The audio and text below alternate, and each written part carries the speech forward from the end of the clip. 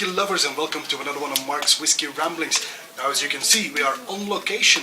We are in Austria in the Hotel Sonnenspitze, which is my favorite ski resort. Now, originally, I was going to tell you about this whiskey in the mountains, but unfortunately, the hard winds did not allow for it. Let me show you why. Let me show you just a tiny piece of what we shot in the mountains.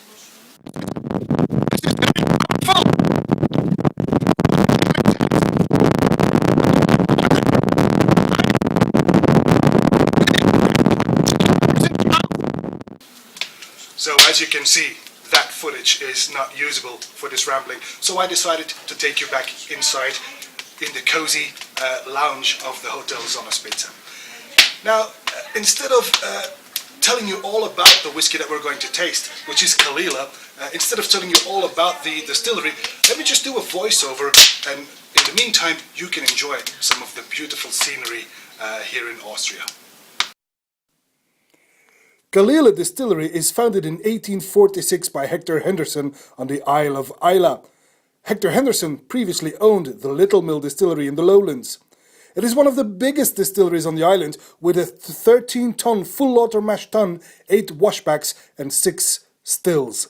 From the high windows you can actually see across the Sound of Islay, which is the narrow stretch of water between Islay and, on the other side, the Isle of Jura. From the distillery's high windows you can see the 3 paps of Jura, the big mountains. It's one of the biggest distilleries with a production capacity of 6.5 million litres. So, now that you know all about Caol Ila, the end of the tale is that in 1983 Diageo, the owners, they had to make a choice. They could either close Caol Ila or close Port Ellen. And as you all know, they chose to close Port Ellen for the simple reason Caol Ila was renovated and hence had the most modern equipment. Therefore, Caol Ila is still around. But most of the production goes into blends like Johnny Walker, for example. The first official release of Caol Ila as a single malt was in 2002. Can you believe it? So they have a 12-year-old, they have an 8-year-old, they've got cask strength editions, they've got distillers editions, they've got face shield bottlings, whatever. They've got quite a few, even an unpeated style.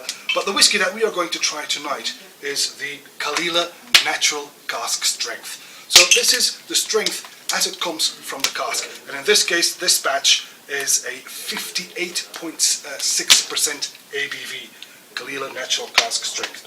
Let's give this one a try. So the colour is a sunlight. It's rather bright, not golden at all. Natural cask strength, also not coloured, non-chill filtered.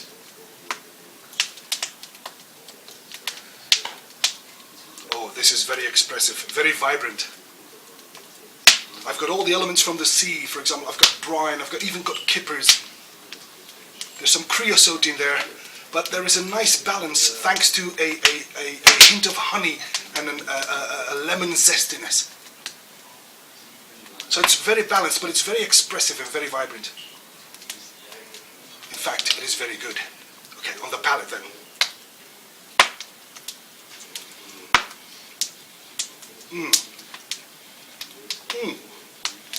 Kaboom! This is big whiskey. Oh my! Warms the insides.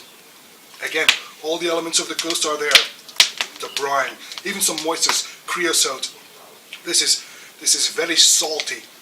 But on the other hand, again, the big lemon zestiness is there, keeping the balance. Some vanilla, and even some hints of burnt rubber. Mind you, don't confuse this with sulfur. This is the good kind. This is very nice and very big. But like I said, it is cask strength, almost 58%. So it's not a bad thing to add some water to this as well. So let's give it a try. They brought me a bottle of mountain spring water. Let's see. That's an awful lot, isn't it? But that's okay, because this is a very high strength whiskey, so it can take quite a bit of water. Don't worry about it.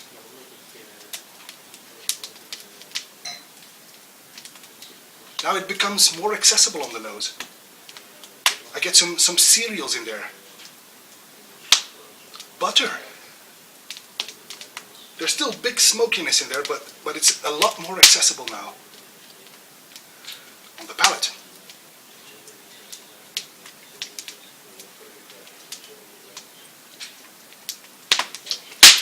less heat, obviously.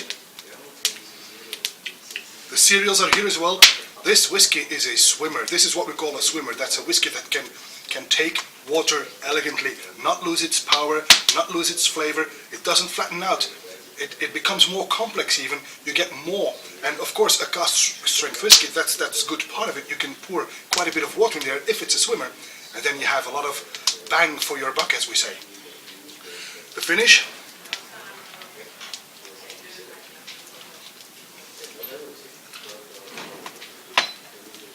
Well, even diluted, the finish is strong and powerful in it.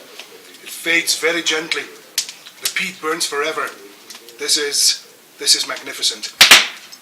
Basically, the Caol Ila natural cask strength it's a bodybuilder of a whiskey, and Caol Ila is fast becoming my favorite island distillery.